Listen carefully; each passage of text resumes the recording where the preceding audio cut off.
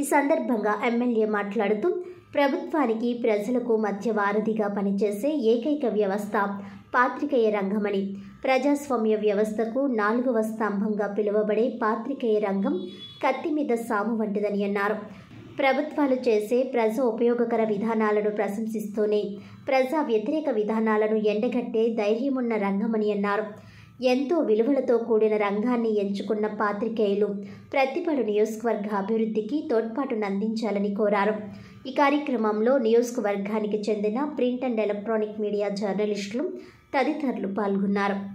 ఇందాక పెద్దలు చెప్పినట్టు రాజకీయ అనుభవం అన్నది నాకు చాలా తక్కువ.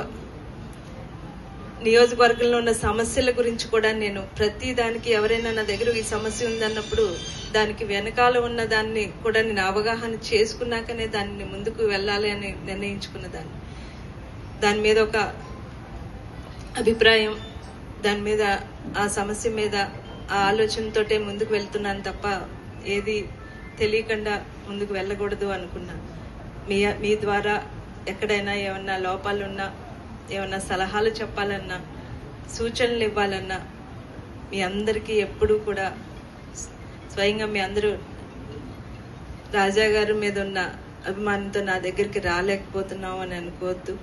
ఆయన దగ్గర మీరు ఎంత చనువుగా ఉన్నారు, మీ అందరూ మీ సోదరిగా భావించి మీ అందరి సలహాలు సూచనలు కూడా నాకు అందించాలి. ప్రతి ఒక్క విషయాన్ని మనం ప్రజల మధ్యలోకి తీసుకువెళ్ళి మీ అందరూ కూడా రాబోయే కాలంలో భవిష్యత్తులో కూడా నేను ఏ ఆశయంతో అయితే ఇలా నిలబడి ప్రజల మధ్యలోకి ముందుకు వెళ్ళాలనుకున్న ఆశయాన్ని మీ అందరూ తోడ్పాటుతో విజయవంతంగా పూర్తి చేసుకోవాలి అని చేసేలా మీరందరూ నాకు మద్దతుని ఇస్తారని మనస్ఫూర్తిగా కోరుకుంటూ, ఇందాక శ్రీని గారు చెప్పిన విషయం నాకు ఆల్రెడీ మీరు నా దృష్టికి తీసుకురావడం జరిగింది. అదే ఇండ్ల స్థలాల గురించి. ఇదనే కాదు, ఏ సమస్య అయినా మీ వరకు, మీ కమిటీ వరకు, మీ సంఘాలు అంటే ఎలక్ట్రానిక్ ప్రింట్ మీడియా సోదరులందరికీ ఏదైనా సమస్య వచ్చినప్పుడు మా ప్రభుత్వ పరంగా నేను ఏం చేయాలన్నా మీరు అందరూ వచ్చి నాకు వివరిస్తే తప్పకుండా నేను మీ అందరికీ అండగా నిలబడి వాటిలన్నింటినీ తప్పకుండా తీరుస్తానని సందర్భంగా మీకు తెలియజేస్తాను. ఇండ్ల స్థలాల గురించి అన్నది ప్రత్యేకంగా నేను దాని మీద కూడా దృష్టి పెట్టి అది కూడా త్వరలోనే వాటిని ఎలా అన్నది నేను నాయకులతో మాట్లాడి సీఎం గారితో అది దృష్టికి కూడా తీసుకువెళ్తానని మరొకసారి మీ అందరికీ తెలియజేసుకుంటున్నాను.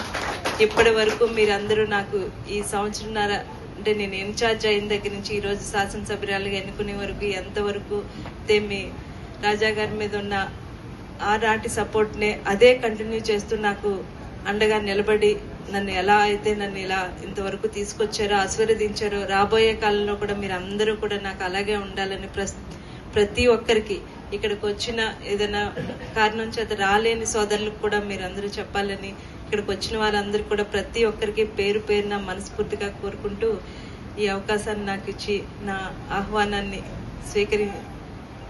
స్వీకరించి నా ఆహ్వానాన్ని మన్నించి అందరూ కూడా ఇక్కడికి వచ్చినందుకు మరొక్కసారి మీ అందరికీ కూడా ధన్యవాదాలు తెలియజేసుకుంటూ సెలవు తీసుకుంటున్నాను. Thank you.